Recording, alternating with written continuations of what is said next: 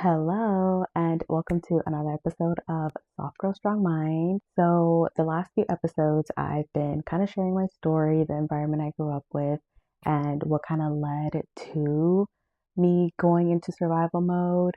And last episode, I touched on something that is very personal to me, and that is being the eldest daughter in a Hispanic household, or I should say in an immigrant household just in general. So if you're the eldest daughter in your family, you definitely know this feeling very, very well. And that is the sense of being responsible for everything. And it's funny because I was just talking to my dad about this other day, and I had jokingly said how being the eldest comes with so much trauma, and I had to work through all of those things. And he had said, yeah, but no one told you that you had to be responsible, no one told you had to be perfect.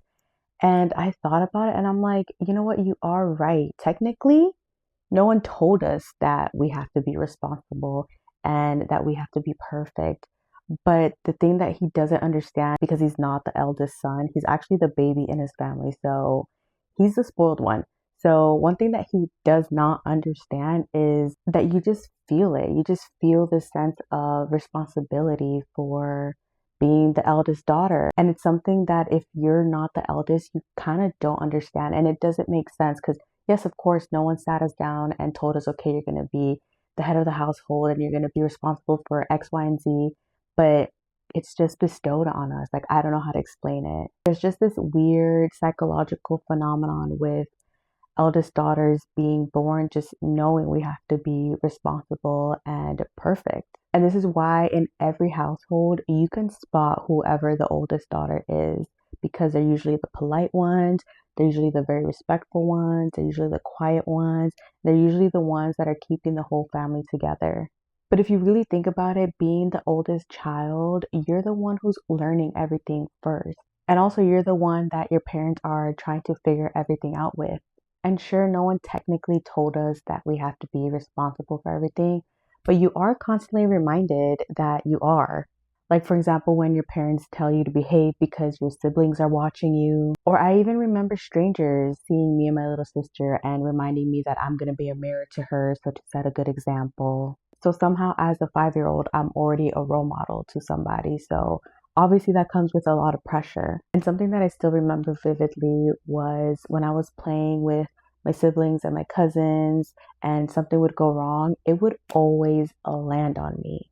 If my cousins and I were running around and, someone got hurt or we broke something or we flooded the backyard, I would always get the blame for it at the end of the day. And the reason was always the same. It was always, you're the oldest, you should know better. And I remember just being so frustrated because it's like, sure, I am the oldest. But at the end of the day, I'm still 6 years old. I'm still a kid playing. But somehow, because I was a year or two older than everyone, I was supposed to automatically know when something bad was going to happen and prevent it. So growing up, constantly getting the blame for things, of course, I'm going to develop a sense of responsibility. Of course, I'm going to become dependable. And of course, I'm going to try to not make any mistakes.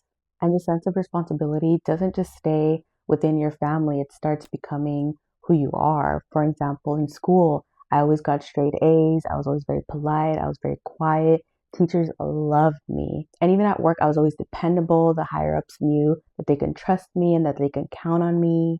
So responsibility stopped being something that I did and it became who I was. And this is actually where a lot of perfectionism begins, because when you're a kid and mistakes automatically lead to blame, your brain very quickly learns to try to avoid mistakes at all costs. And then being perfect starts to feel like safety. So I want to dedicate the next episode on perfectionism because it is something that a lot of eldest daughter deal with, and it's something that took a long time to unlearn. So definitely keep an eye out for that episode, and I'll see you guys next time.